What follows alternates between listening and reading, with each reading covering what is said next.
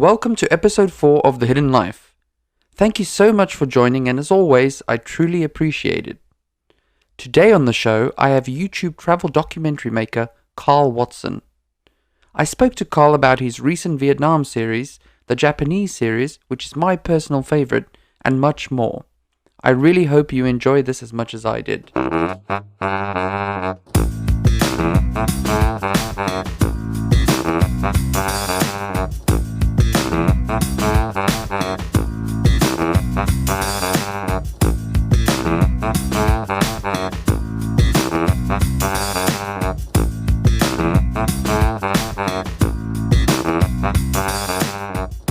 We are back with another episode of The Hidden Life. Today we have a very special guest, Karl. Welcome to the show. Cheers, mate. Good to be on here. No, good to have you, man. Let's jump straight into it. So for those who don't know you, can you give us a quick introduction about yourself, your background, and essentially how you got to this point today? Sure. So my name's Karl Watson. I've got a YouTube channel of travel documentaries, which is very simply called Karl Watson Travel Documentaries. I've been running the channel for about 5 years now, and it's recently just gone past the 100k subscriber mark.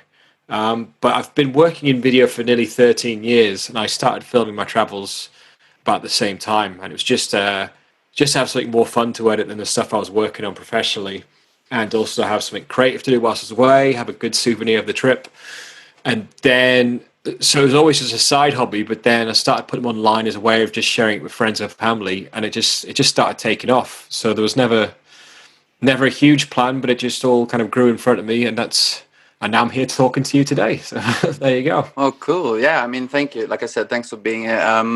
We're going to get into a couple of your series a bit later on, the Vietnam series, Japan, etc. But we've got to start with the obvious, the lockdown. Yeah. What is it that you have been struggling with most during the lockdown, you reckon? That's a good question. Sometimes it's staying motivated.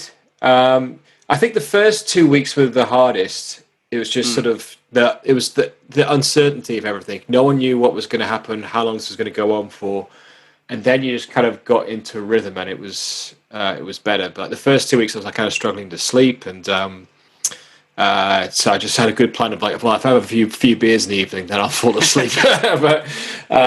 But now it's more like once everything got set in place, like because my income, even though I have this YouTube channel, all my income comes from freelancing as a video editor. Yeah. And so that's something I can easily work on at home, but all the supply dried up, like, because no one was making videos. So all my income dried up, but then the government put some safety nets in. I managed to get myself a mortgage holiday. So once I knew I could sort of stay afloat through the lockdown, then I was like, okay, this is... for a completely selfish point of view, when you ignore all the sort of death and financial destruction around the world, it was like, right, I've now got time to work on all the things I've wanted to do. So that's been good. And now it's just, now that the safety nets are sort of going away because we're coming out of it, it's just whether the work will start picking up or not. So that's the true test is sort of to come, but it should be all right. I'm starting to get some bits and pieces in. Yeah. And are you keeping fit at all? Have you been able to get much? Yeah. Well, if you could draw a graph of my sort of fitness and weight through this thing, so my weight would have just gone up and up and up and up and up. And then 4 weeks ago, I got a Fitbit. Nice. And basically since then it's gone. I've gotten the best shape I've been in a long time, just because I could quantify everything, like quantify the exercise you're doing, but also I've been putting in all the food that I'm doing, and it's been one of those things for like the last 3 years, but meaning to get back in shape, and sort of the weight's just been all over the place. And then, of course, everything's on lockdown. It's going to be it. But then you just start eating junk food when you're at home and just drinking beers because you're bored. Yeah. But the last 4 weeks, it's been good. But you'll see, I've got a side note. I've got a masterclass coming out. I've been filming about how to make a travel video, and I was filming that all during lockdown. And if people who watch the series just see me gradually getting fatter and hair getting longer and slowly looking like I'm losing the will to live. But yeah, the last few weeks have been good. Well, that's good. Good to hear. I mean, I think everybody has been exactly the same. The beginning of the lockdown, they were taking it quite easy, spending a lot of time with family. trying to figure out what that we're going to do at home. So I think for the first week we can let people off a little bit by just eating loads of good food, cooking loads at home, and then eventually people were realizing like, hey, gyms and these places are not going to be opening up soon, so we need to try and maintain our weight and our diet. But it's good. I think the healthier we are, you have a more of a creative mindset as well. So for sure. Yeah. You're in your new flat now. How long have you been in the new flat, and how's that going for you? I've been in this flat for 11 months now. So this is the first time I've owned a place, and I absolutely love it. I mean, if lockdown happened last year when I was in the process of moving out, it would have been a nightmare. I mean, I probably would have had to just stayed in that flat with my old mate Chris or something. But so I was kind of lucky that I'd moved in, got settled in. I had new carpets put in the week before lockdown happened. So I got the only thing that needs doing now is that the kitchen needs a facelift. But so I kind of, before lockdown happened, I got the whole place set up how I want, looking how I want, and I love it to death. And it's sort of, especially because I'm living by myself, it's like, well, I can just make it look however I want. I'm not going to compromise one bit. So it's a little bit man cavey, but hopefully not too much. But it's been a nice place to be locked down, basically. Yeah. No, I was going to ask, how does it look? Is it very bachelor pad looking, or do you try and keep it? I mean, it's a podcast. This isn't going to help you, help the audience, but it's just going to, all the wires going to come out. I've got behind me, I've got canvas prints from travels and stuff. They're going on sale, aren't they? I'm going to, so I'm going to be building up, one of my things on my to-do list I'm working through is sort of building up a merchandise store, and there'll be some. I used to had a couple of designs of t-shirts that we sold a few of, but I'm going to redesign those, but also put canvas prints up, maybe make some photo books from some of the trips and things. But in terms of the flat as well, I used to own hundreds, if not thousands, of DVDs and CDs and stuff. And I used to have a lot of junk. But then when I did my round the world trip in 2013, the Hong Kong to New York series, which was 9 months living out of a backpack, I got home and I was just like, I don't need most of this crap. I'm so used to living out of a bag. So I got rid of 3/4 of my stuff, digitized all my DVDs, and I've just kept I've got a shelf full of some Blu-rays and DVDs that has all this geeky memorabilia on. And I got a shelf in my bedroom of just some CDs and records that'll never get played again because they're all digitized, but it's just sort of the ones that have sentimental value. But those little shelves kind of contain it so that it has to fit on that shelf. So the rest of the flat can't get filled with geeky crap. It's got to fit on what I call the geek shelf. So, yeah. Well, you've actually added to that geek shelf. I mean, we'll get into that a bit later when we talk Japan. Yeah. I mean, it's like you said, it's good memorabilia to have, and it's nice to be able to share that with the fans, and I look forward to when you do release the canvas paintings and things. It's sort of, and a lot of the places I've been, I'm not saying this to be modest, but sometimes people see the photos and go, wow, you're an amazing photographer. It's actually, it's just, as long as you know the basics of composition, these places are so beautiful, you're just going to point and click, a true great photographer will take a picture of a bland room and make it look like art, but I'm just going to awesome places and I know how to frame a picture. I mean, a friend of mine who also does photography, he gets so angry with me whenever I'm trying to take a picture of him. I've just got the iPhone Pro, but you would just standard take out the phone and snap a photo, right? But no, not with him. He starts getting out another camera. He wants me to put the flashlight on his camera, and he's coming from all sorts of angles. And I'm saying, hey, I mean, you're the expert. I get it. There's some sort of sense of perfection with these sort of crafts, and and I admire things like that. It's why we watch things like your masterclass that is coming up, and Is that only going to be about film videography, or are you also going to be talking about photography? It's just videography. So it's basically the working title is how to make a travel video, but we're going to try and come up with something a bit more zingy than that. But that's the basic gist of it. But it's just sort of filmmaking 101. So it's suggestions on what cameras to use for different budgets, how to actually use the camera, how to shot composition, how to talk to camera. How to plan your trip to make a good video, and then all the post-production from editing, audio, music, the lot. So it's quite a lot. It's like 5.5 hours worth of video lessons. So it's quite comprehensive. But the hard bit with it is like, how far do you go? Because I'm sort of teaching people from scratch, but then there'll be people who are watching it who know the basics, will want to upgrade, but then you don't want to go on forever about the same bit, because otherwise the course will just be like months and months long. So it's sort of hopefully we've got the balance right of sort of like, not too basic for everyone, but not too complicated for the beginners. Yeah. And how long do you think it might be?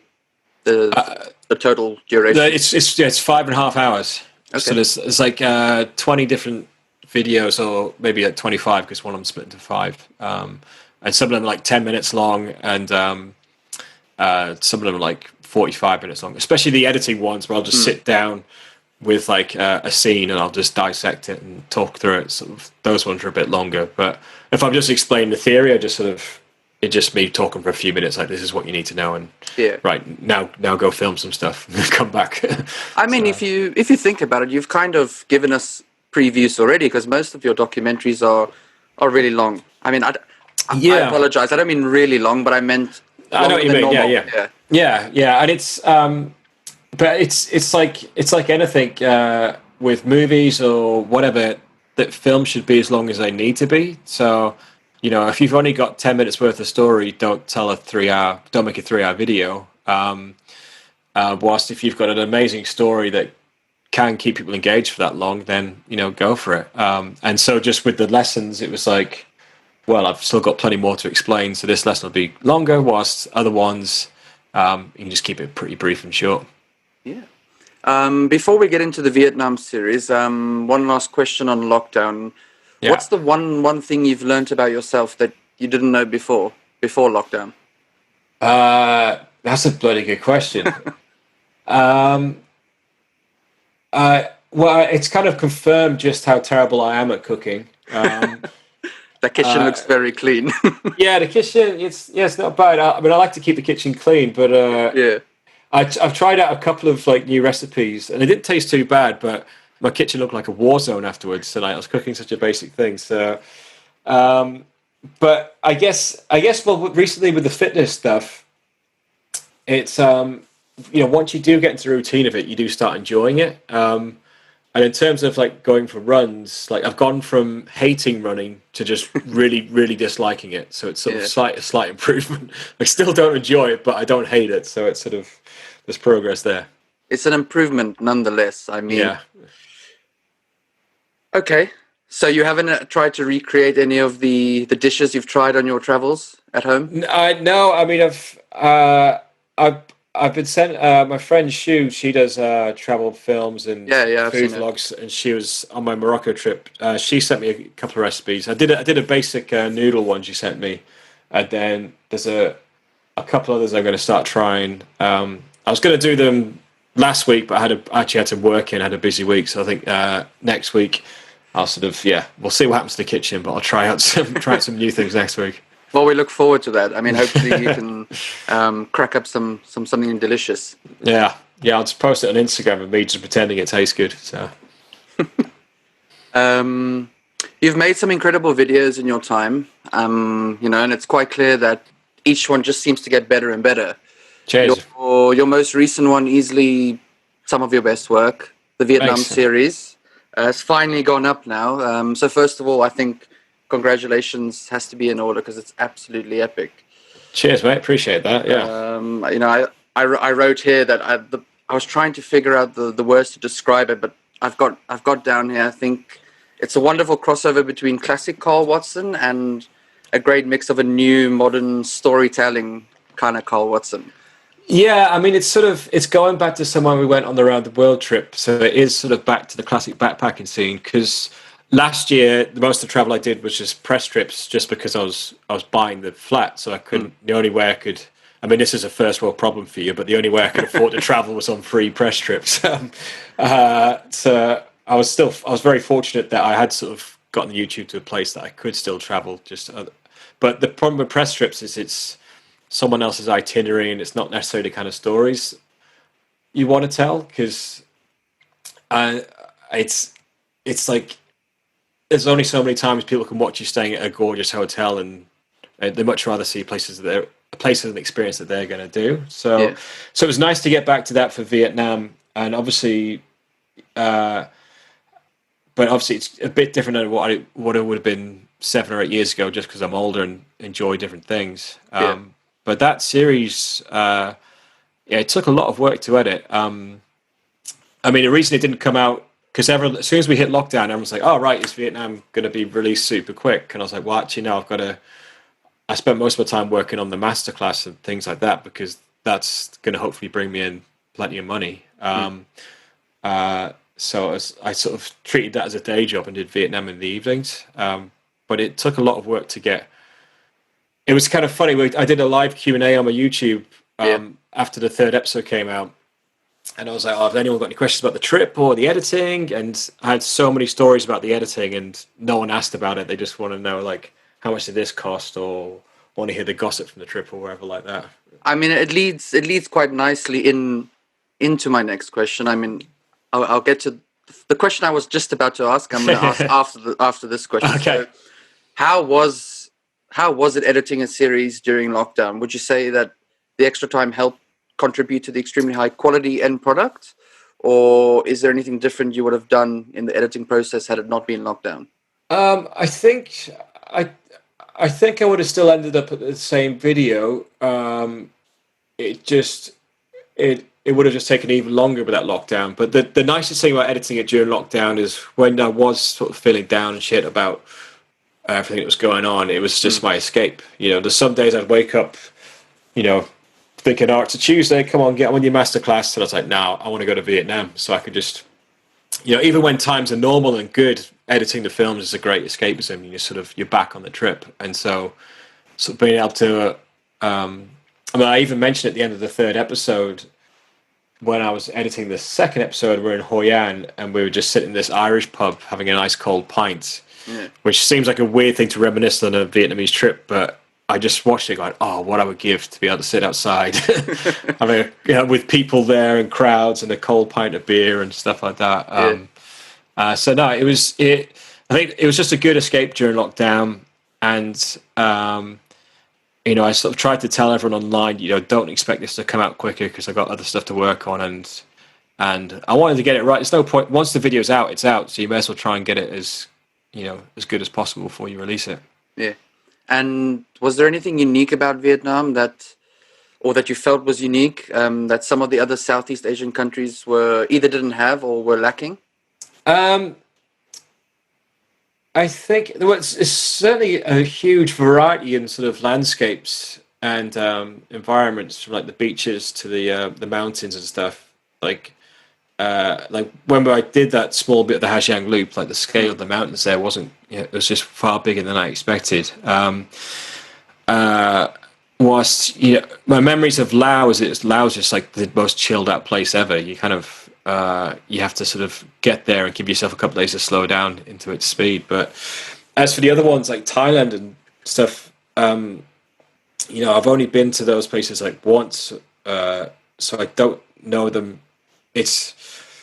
I went there Thailand, and it was 7 years ago, and we were doing like the classic backpacker party stuff. So I'd probably have a better answer to that question if I go back to Thailand and revisit it, because it's sort of I was prioritizing different things in this Vietnam trip than if I did Vietnam maybe 7 years ago. So it'd be it's hard to do like a fair comparison between different countries when I also experienced them at different times of my life. Yeah.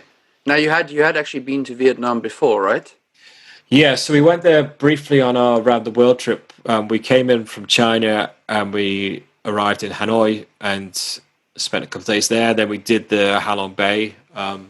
We did like the Castaway Islands big party thing, and then we went into Laos, down through Laos. Then our plan was to go back into Vietnam, see some more, but we would have been going back on ourselves because it was going to be like Laos, Vietnam, then Cambodia, then carry on. But the way the borders work, we would have had to go Laos, Cambodia, Vietnam, Cambodia, and all those journeys and border crossings are such a pain in the ass. They're so slow. So we were just like, oh, let's just save Vietnam for another time and do it properly another time. And so that's kind of basically what that recent trip was. It's like, right, I'm finally getting back around to doing it.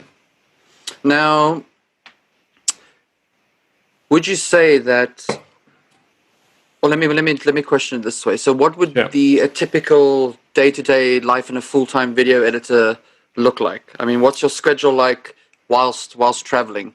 Well, when traveling, there's no typical day when traveling. It's every day is different, and it depends whether you're having a more relaxed day or whether you're sort of right. Today, I'm doing this specific activity, like going to some caves or whatever. So there's no specific routine on the road.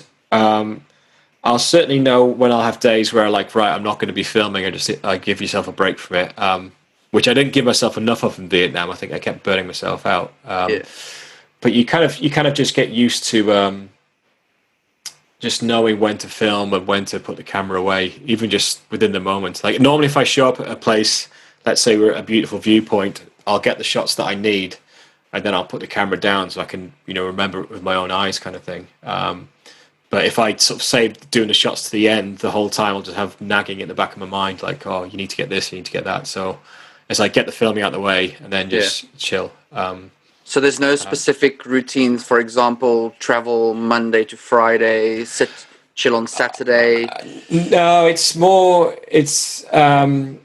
yeah, because like weekends are irrelevant when you're traveling to start with, and I guess because I'm not I'm not a digital nomad or anything like that.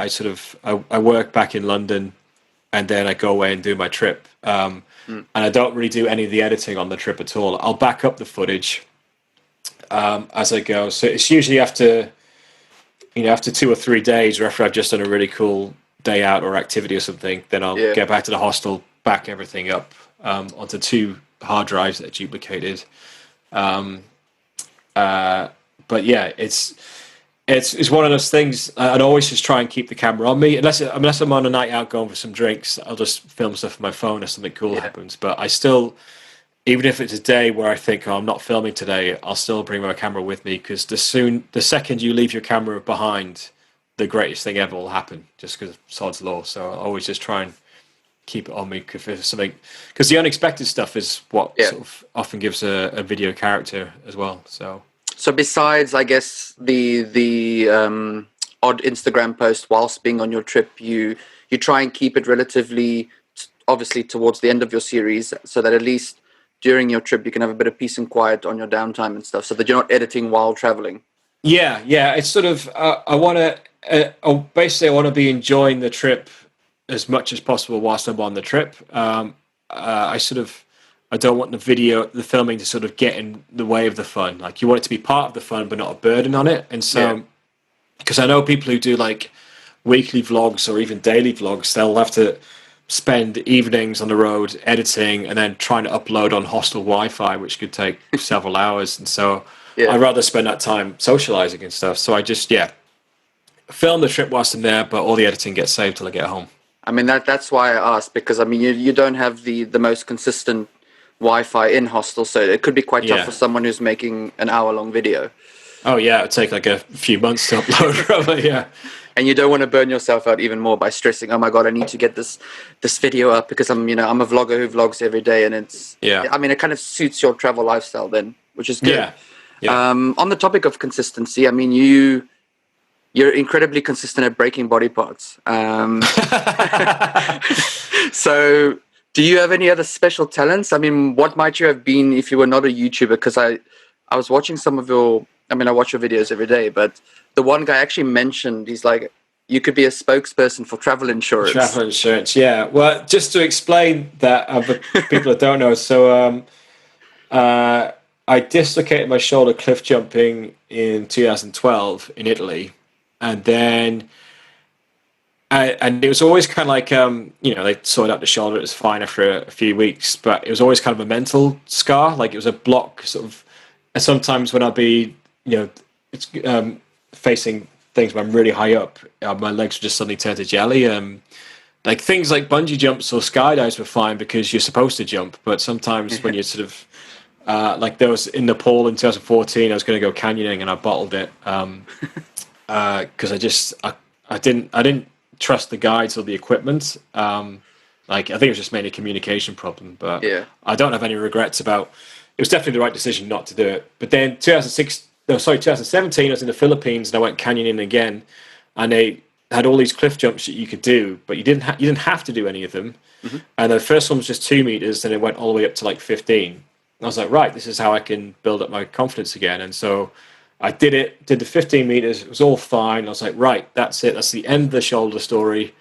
Got over the mental block, never have to hear about it again. And then 3 months later, I was skydiving in Australia and the shoulder popped out again while Ouch. skydiving. So I was just like, oh, for fuck's sake, I was done with this. So yeah, it's just the shoulder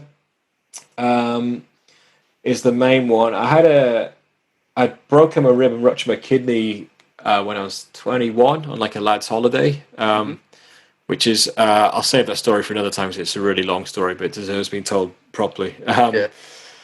But otherwise, yeah, I'm trying to think. The thing in the New Zealand trip was just my lower back. I've had it happen a few times over the years. I mean, I now have my desk set up really well, so like I have my computer on a stand and everything's set up for your postures right. But before that New Zealand trip, I was like editing in an office on a laptop, just kind of leaning over, and so I started getting a really tight lower back. And then, and I heard that really bad actually again in October in London, again because just the place I was freelancing. So now when I'm freelancing, I kind of almost have to sort of be a bit of a diva and sort of say, "Can you get me like a stand for the laptop?" And then you start telling medical reasons, they start like, "Oh, okay." So yeah, so that's injuries have happened to me, and I've been there when other friends have had injuries or gotten ill on trips and stuff, and it sucks. But most of the time, I do all right. I mean, they've become part of the brand. Yeah, You know? We tend to see them. I'm so like the whole shoulder thing. I was like, I get so bored of talking about it, but it just keeps dislocating and it keeps coming up. So it's sort of. I know when I sort of mention it in the video, I can almost just see the viewers going, "Oh, he's mentioned his shoulder again." I was like, "I know, but it's still relevant, you know." Yeah. So no back pain, no back problems when you're on the bikes in Vietnam, then? No, that was absolutely fine actually. The bike I had when we were biking through the Central Highlands in the second half of the first episode. That was really uncomfortable just because I had all my luggage on the bike. Because the way I'd planned the trip was for the bike trip for the Central Highlands, I originally thought I was going to do it with a guide and they would have transported my main bag for me. So I just have my day bag. And the same for the Hajiang Loop. You leave your main bag at the hostel and you do the loop for a few days and come back. But because I met that guy, Danny, and we decided to ride together, I had all my luggage on with all my laptops and everything. So it basically, so I had like this big bag on the back, and then I had one just sort of balanced between my legs whilst I was driving, and the bike just had zero suspension because of it. And we're doing like these country roads. So afterwards, everything was sore after that. I remember those bikes very well. I mean, from personally living in Vietnam, I think I got a bike after like 2 days of living there. The first day, I ordered a Grab. And the guy looked at me. He was so unsure that I was actually the passenger because I was twice his size and weight. And I get onto the back of this bike, and the whole front just starts lifting up, and he just starts laughing. And he's like, "You're going to have to get off. You're too big." So quickly asking a couple of other expats who live there, they said, "No, just get your own bike. You'll be fine." First couple of days, I tended to stay to the left, in sort of on the left-hand side of the lane. And within a week, I would have considered myself a pro. But I mean, I had to know, what is it like for someone who has never driven in Vietnam before? Would you say it's definitely something they need to experience? Maybe not. But I think it's definitely a great thing to experience. And we've done little bits of stuff on the moped on the HK to Y trip, but just day trips in Thailand and Bali. And then it's something I've done. Like I did in India for like on day trips. So it's something I've done a lot on day trips before, but never done like a multiple day one. Yeah.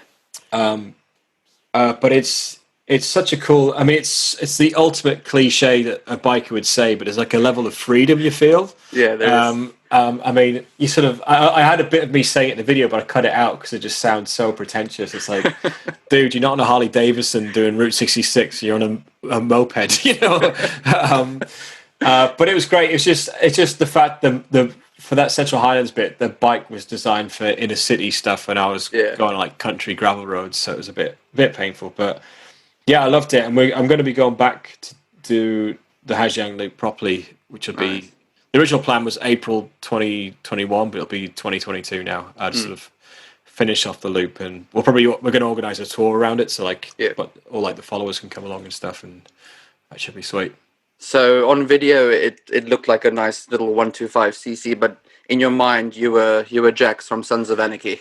Pretty much, yeah. And what was really cool, something I don't know why I didn't figure this out right to the very end, but when I was at Phu Quoc at the end of the trip, and we went on that cable car to the island, because that cable car was like a good 45-minute or hour's drive from maybe 45 minutes from our hostel. Yeah. And we've been. So I got my speakers, which actually they're right here. These speakers here. But again, that's no use for a podcast. But JBL flip speakers, and I sort of put them in like the bit that normally holds your water bottle in the moped, and just played some tunes whilst I was driving back. I was like, why have I not been doing this since? And I just put on like some classic rock, tunes. And again, you're not on a Harley Davidson, you're on an automatic moped, but it was so cool riding along with like AC/DC blasting out and stuff like that, and all of us driving side by side, sort of just enjoying it. So that was great. No, it was great to see. I mean, I don't want to spoil it too much for those that haven't seen it, but I mean, the whole reason you're here today is to talk about your series. And I mean, if they've not seen it, then they need to catch up pretty quickly. But so, as in saying that, not spoiling it too much, but what do you reckon were the highlights of your Vietnam trip, and what do you think were some of your letdowns? Highlights. My favorite town was Hoi An. It's just such a beautiful place, and it's one of those places that it is super touristy, but it doesn't matter. You just enjoy the vibe, and there's so much to do around there as well. And it was kind of a place that I loved. It's sort of it's beautiful. It has its own local touch to it, but there's also loads of things to do. All the hostels are great, so there's like good parties in the evening. So it had a bit of everything. And then in terms of natural beauty, like Tam Coc, the Ninh Binh area, which is at the start of episode 3, was just. I think the line I say in the video is like, I hoped it was going to be good, but it beat those expectations. It was incredible.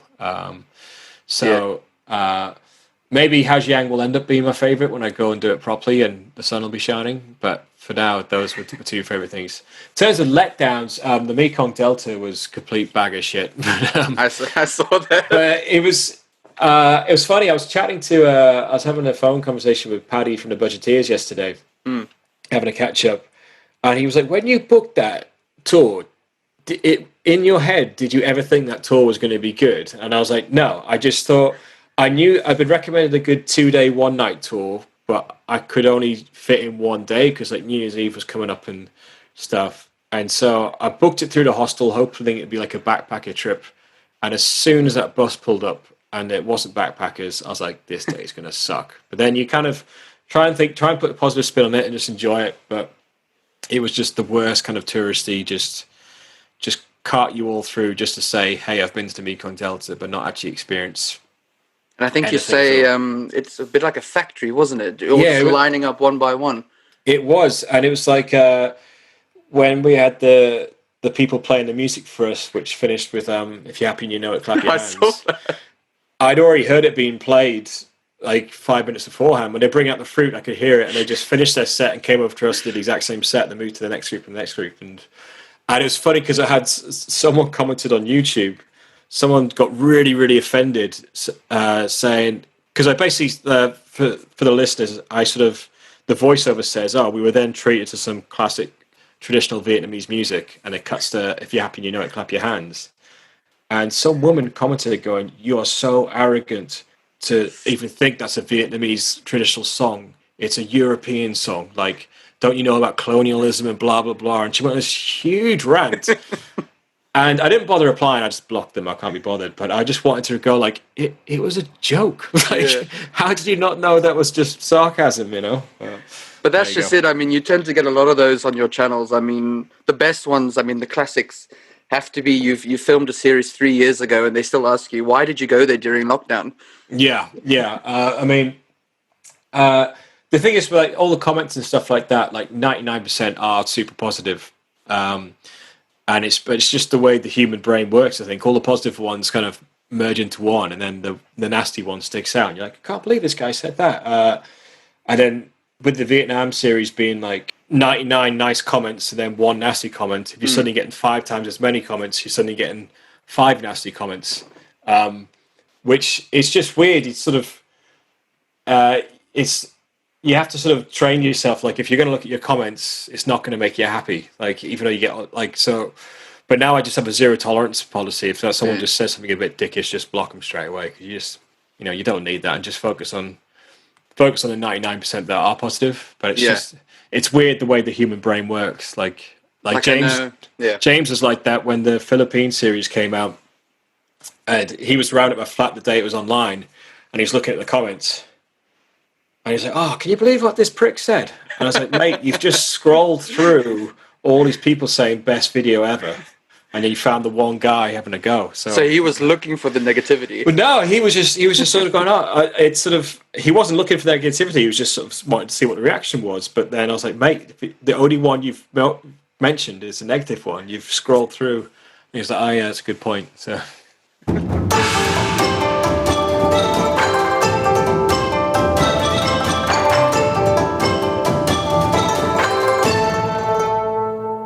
I've got to dial it a bit back now to the Japan series, which because it's my personal favorite. You spent 1 month there with your best mate James. Yeah. I've got to ask, in the beginning, in the first episode, what was going on between you, James, the wasp, the snake, and the 2 Japanese men?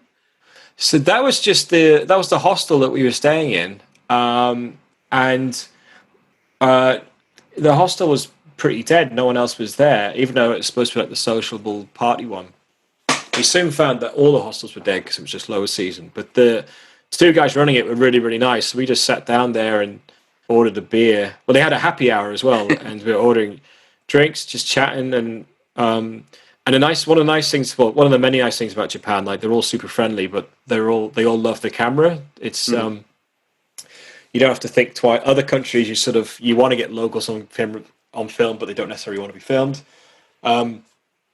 Excuse me. So these guys, they were just loving it, and then we were just sitting there and went, wait, what's that jar back there? And it was, they had a sake that was full of snakes, and another sake was full of these wasps, and then we were like, all right, let's try one. So it was just such a random thing to be doing on the first night. Because you had not had sake before that, right?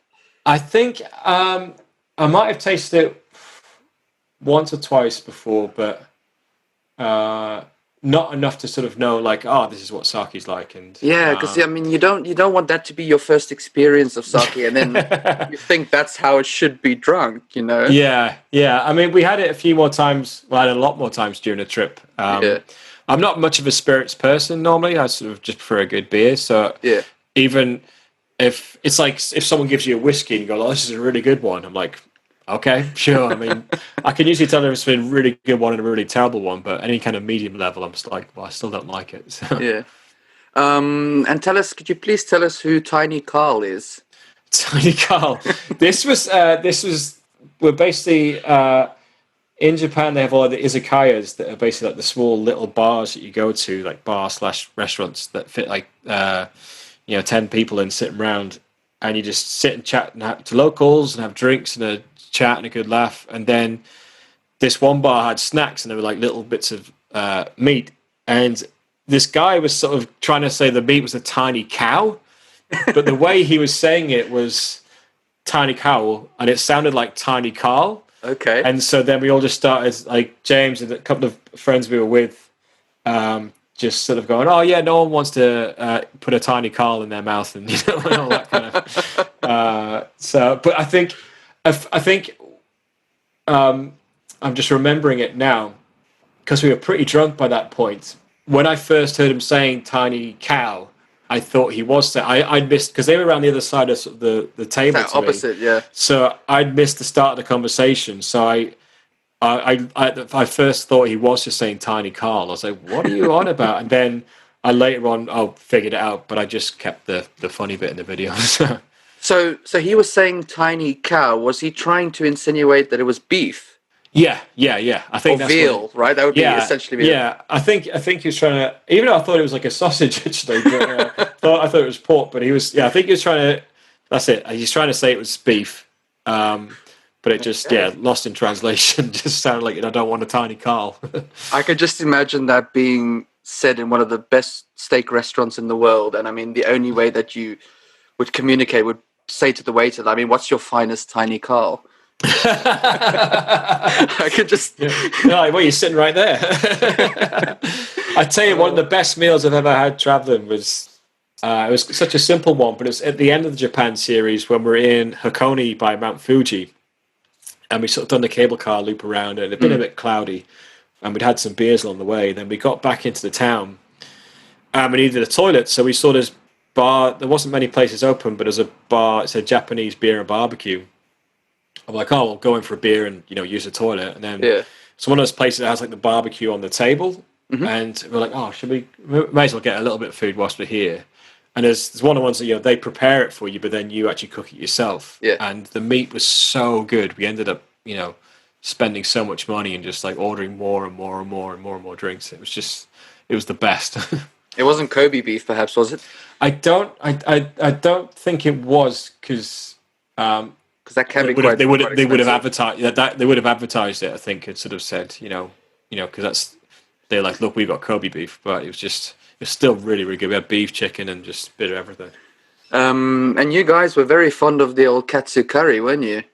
Yeah. I mean, I love a good katsu curry, but it was weird because our meal times just got out of because we're having so much fun in the evenings there. So we're having like these late evenings, and then with the jet lag, so we were kind of waking up late-ish morning, and then heading out early afternoon to explore, and then if we've missed breakfast and then we missed the lunch, a lot of places like were only open for lunch and then the evening, and so we were getting hungry at like 3 p.m. a lot of the time.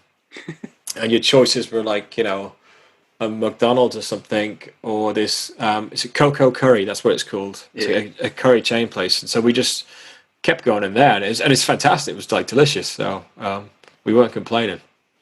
No, I saw that, and then James was trying to eat it with his chopsticks. Yeah. I need to watch that Japan one again. I haven't seen it in a little bit. No, I'm telling you, it's easily one of the best.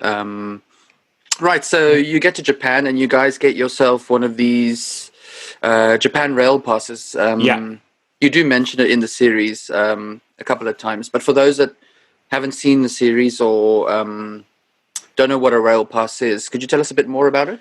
Yeah, so Japan Rail Pass, you can get one that lasts 1 week, 2 weeks, or 3 weeks, and I mean it's not they're not cheap, and it if you're going to Japan just for a few days and you're just going to go to Tokyo and then pop to Mount Fuji, you're probably better off just buying the individual train ticket. But if you're traveling around like we were, it can be a lot more economical. I mean, I think it was nearly £300 for the 3 weeks, but. Yeah.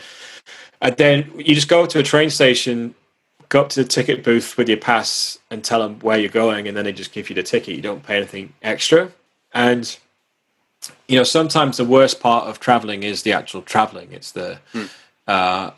Southeast Asia is a good example. It's like, I'm going to have to get on this bus that's supposed to take 6 hours. It's going to take 12, and the roads would be terrible. Whilst in Japan, everything runs on time.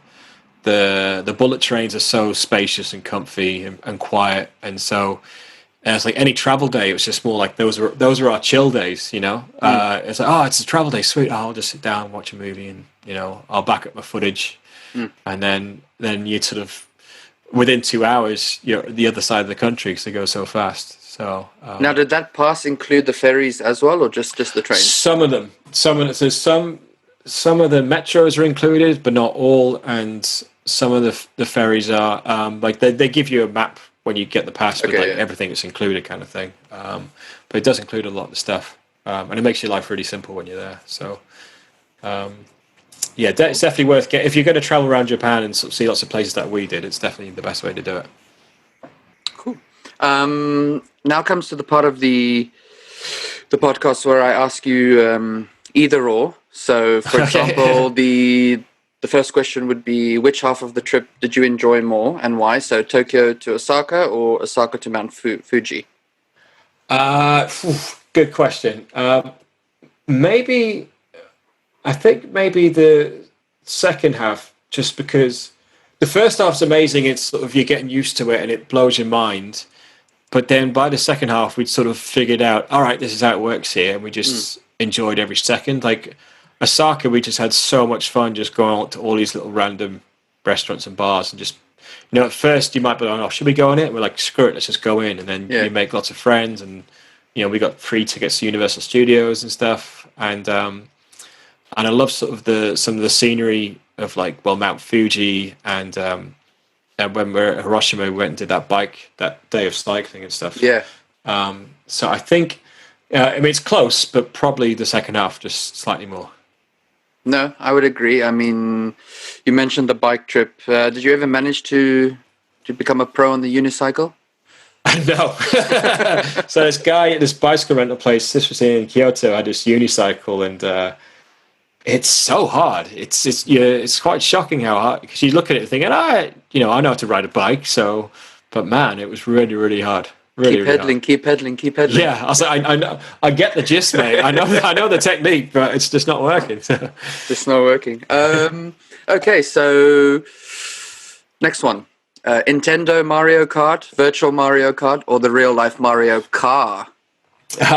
Be careful with the branding. They have for copyright reasons. The real life Mario Kart does win. It's just insane. It's one of those sort of pinch yourself moments, which I know is a cliche thing to say, but I'd have moments where I just sort of you're sort of at the traffic lights, and I look at James, who's dressed as Luigi, and he looks at me dressed as Mario. I was like, we're in Tokyo driving around in a cart doing Mario Kart. This is the most. And all the locals love it. Like, they are all taking photos of you like you're celebrities. Yeah.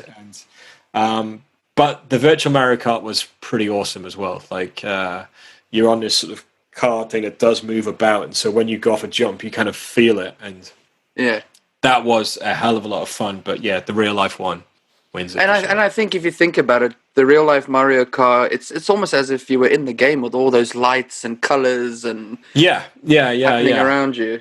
Yeah, and when you go around the Akihabara area of town where it's all like the screens and everything going on, we didn't have any bananas to throw at anyone or anything, but it was, and the traffic was quite busy when we did it, because I had the idea of like, well, let's do it early evening so we can start in daytime, get the sunset, then get night, so we get a bit of everything. But it meant we were kind of doing it in rush hour, so it was a bit stop-starty at times. So it probably would have been better just to have done it at night, so we could have whizzed around more. Yeah. But you occasionally had some bits where the traffic was clear, and you'd put your foot down, and those carts can go. And then we did see a couple of drag races. Yeah, there was a bit where James and I were at the back of the group, and we sort of got caught by the lights. So the group were on the next set of lights, so we're at the front, and we're like there revving our engines. And, Now, do they? I mean, I saw you catching up to them, but do they actually have to wait for the rest of the group when? Yeah. I mean, there's a leader who's I think it was a Dutch guy actually or something, but they always said, "Oh, don't worry, if you miss the lights, we'll wait for you the next one," kind of thing. Oh, nice. Okay. So it's all run really well. They have all these hand signals and stuff like that. That's good. It looks fun. Right. So Tokyo Izakaya or Osaka Izakaya? Osaka, because Tokyo ones were good, but they are more touristy. And anytime I say something's touristy, people always go, "Well, you're a tourist." It's like, I know, but the thing is, the ones in Tokyo are so much fun because you get a mixture of locals and travelers, and so you got a variety of people to chat to. But the ones in Osaka, they were like, what are you doing in here? But not in an aggressive way. Just like, they were like, and they'd want to come and practice their English with us. So it was just a different kind of experience. And they tend to want to invite you back to their place quite quickly. Yeah, invite you back. Like James was having that, some woman. The one poking his dimples non-stop. Yeah. I mean, I think she was. Because we thought they were related, but I think she was the boss of the younger one. So the Okay. boss was pretty hammered and couldn't really speak much English, and so they were fascinated by us. And we had that one guy with the tattoos over Oh there, yeah. and other people just come up and chat to us. And it was one guy's birthday, so we bought him some drinks, and it just sort of, you couldn't believe the generosity of us buying like a one drink for him.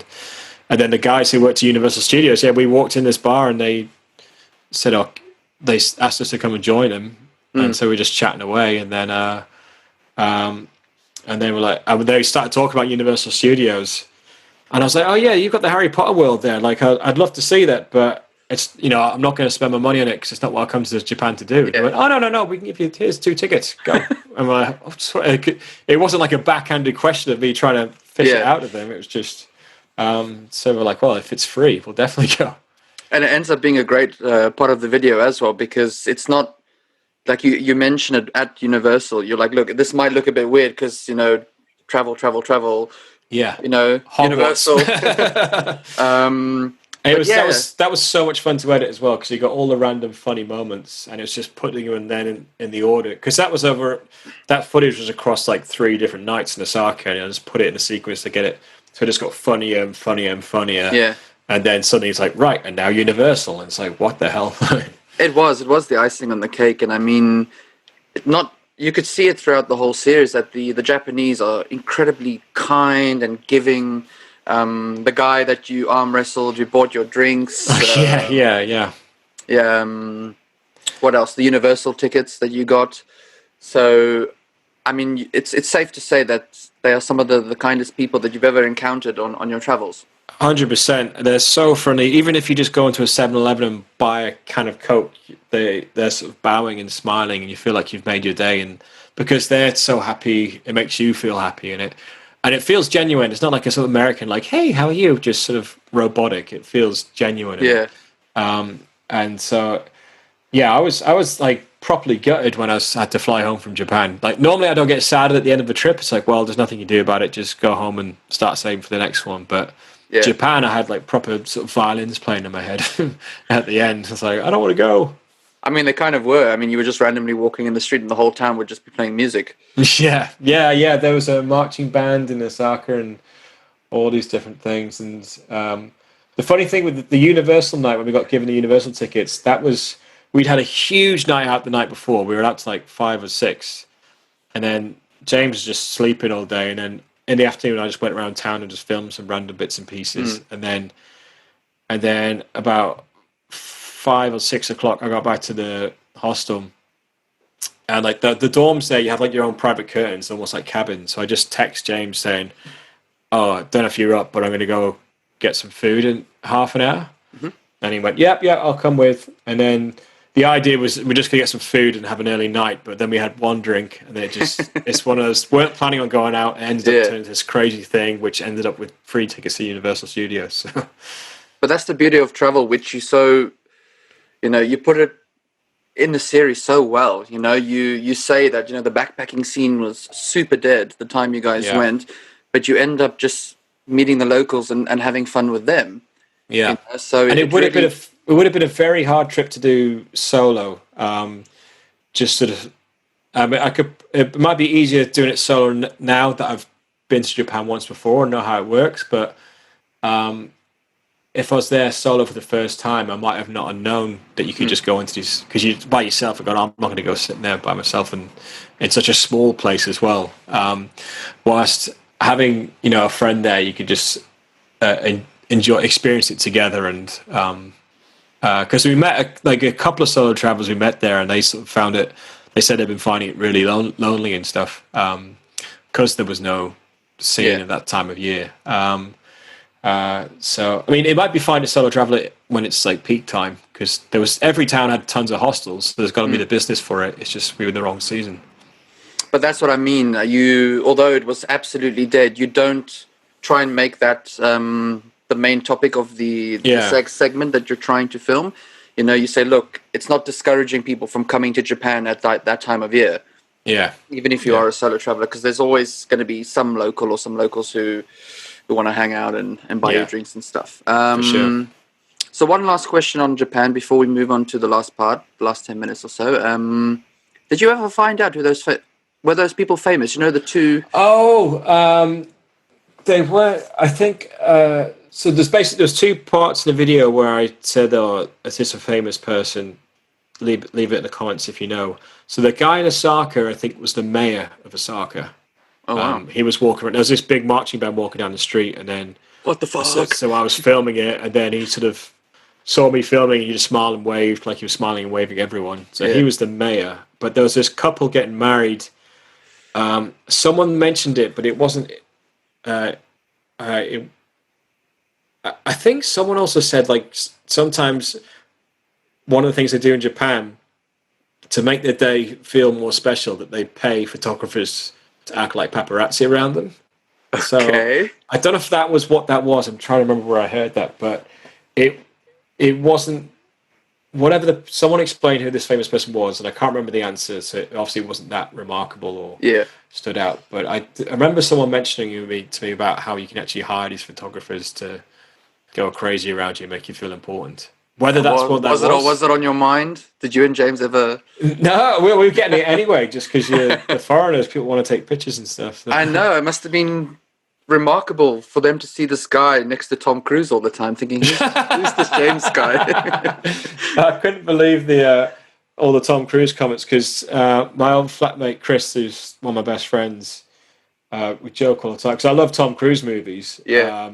So Chris always jokes that I'm obsessed with Tom Cruise, so...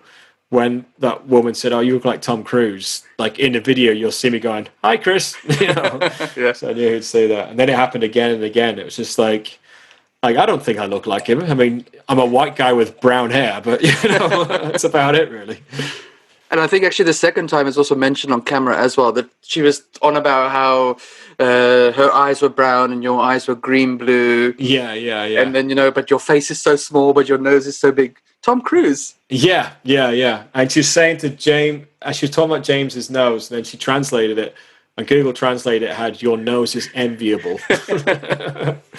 She was jealous of your nose. Okay. Yeah, like I said, for those who haven't seen it yet, I highly recommend it. I recommend all your videos, but Cheers, right at the beginning of the podcast, I do say that you can just see the development of your work, and it's incredibly inspiring, even for those of us who don't have a YouTube channel, to want to make a channel, to want to be involved, because you really do engage, and it's as if the person watching is right there with you. Yeah, so that's always the idea. I just want people to feel like they're on the trip with us, because that's I always say I was inspired by like the Long Way Round and Long Way Down series with Ewan McGregor, and you felt like you're on the trip with him. But it's also like a good sort of documentaries, like making of movies and stuff, like the really good ones. You feel like you're part of the crew, and so that was always the idea. That's one of the reasons, for example, I don't. I could make more money from YouTube by having adverts pop up every 5 minutes. But then it would just break, it would break the spell kind of thing. I'd rather make slightly less money from it. Don't make much money from it anyway, and just let people actually, forget they're in front of their TV or forget they're watching it on a phone or whatever, and feel like they're in Japan for an hour. Oh, okay. So what can we expect from you for the rest of the year then? That's the big question. We're hoping to do a trip in January, probably a tour. Where's the big? We're thinking of maybe doing one in Thailand, just because even though we've got ideas for trips and tours all over the world, you want to go somewhere that's got good infrastructure. Because if we go somewhere that's really, really remote, yes, you'll be away from people, but if one of us brings the virus there, then there won't be the infrastructure to look after you, but also if you infect the people there, then they won't be able to look after themselves. So that's why we're not going somewhere really remote for January. So Thailand kind of makes sense. It just depends where it's open. They're starting to sort of talk about air bridges between UK and certain countries like Croatia and Greece. So you never know. Like late September, October, we might just suddenly put on just an island hopping boat tour, just something simple. Let's just go have fun. And just like, who wants to go in 1 month's time? So we'll see. And I mean, I'd love to do some stuff around the UK, but it's just about money. I just need more money to come in before I start. I can't justify going off like for a week or two road trip around the UK when I haven't been earning that much money in the last few months. Yeah. But in terms of the channel, there's lots of little projects I'm working on for the channel. Like I'm going to do like an HK2NY retrospective video looking back on that. Nice. I'm creating for a website. I'm creating like budgets and itineraries for all my old trips, which will have like affiliate links where people can book all the hostels, activities, and stuff. Because I get asked those questions all the time, like, how much was this? Where was that? And then also in terms of just like a documentary of a trip, there's this road trip I did around Ireland in 2014, which I never got around to editing because this was after the HK2NY trip, but before the Quest for Everest series. And basically, whilst I was on this island trip, I was still busy editing all of HK2NY. By the time I'd finished HK2NY, I'd also done the Everest trip. So I just went straight from editing HK2NY to Everest. So I was like, I want to do that one next. And then the island trip got forgotten about. So that'll come out sometime in the next 2-3 months, I guess. I had a quick look at the footage the other day. And there is a video there, but it will be very, I'll explain at the start, like this is an old film and, it's a bit rough and raw and stuff. But there's some fun stuff in there. And it's, so I think, it's worth putting online. Like it'll take a bit of work, smoothing off the edges. And I could obviously film a way better film in Ireland now, knowing what I do, like being more experienced with it now and stuff. But I think it'll be a good laugh. No, we look forward to it. Yeah, I'm looking forward to just seeing what the hell it's like. Well, I mean, it would be good to revisit that time of your travel days again. For a lot of those people who are just starting to view your channel, they don't necessarily always go back to the very beginning. They might go halfway through or something like that. It'd be good to have something from the past shine a bit of light again. So look forward to seeing that one for sure. Yeah, I'm posting an update video either at the end of this week or next week. Just depends how the week goes. But just say because thanks for 100k subscribers, and then just talk about all the stuff that's coming up, and then I'll just because it's in the last month it's been like nearly 10,000 new subscribers. So I'm going to say, well, if you want to go look at the old stuff, there is a playlist called the Ultimate Binge playlist. It's got all the films in chronological order, and I'll probably suggest to them, start with HK2NY and work your way forward. Yeah. And then if you're really keen, go back and check some of the ones at the start of the playlist. Because it's kind of like when you're introducing someone to an older band, you've got to go, well, start this album, go forward, and then if you like that, check out the earlier stuff, the demos. Oh, it's a pretty clever way to think of it that way. So I think we're at the end of our chat. Thank you so much for joining me. I know it's a pleasure, really. It's been a while that I've wanted to get you on, and I've been spending some time to put it all together, but I really, really appreciate it. Thank you so much. No worries, mate. It's been good fun. Really good fun. All right. Thank you very much, Karl. Cheers. Cheers.